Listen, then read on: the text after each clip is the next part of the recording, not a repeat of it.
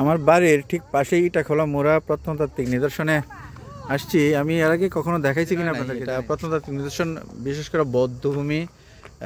ঠিক পিছনে বুদ্ধিস্টের কাটা বুদ্ধিস্টের একটা মূর্তি আছে, সেটা দেখাবো।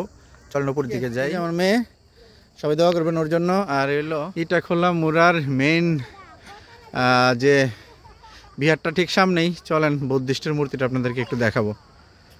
একদম উপরে চলে আসছি, চারপাশটা একটু দেখাই। ওই যে ওইদিকে কুমিল্লা সিটি, একটু জুম করি। এই যে কুমিল্লা সিটি দেখা যাচ্ছে।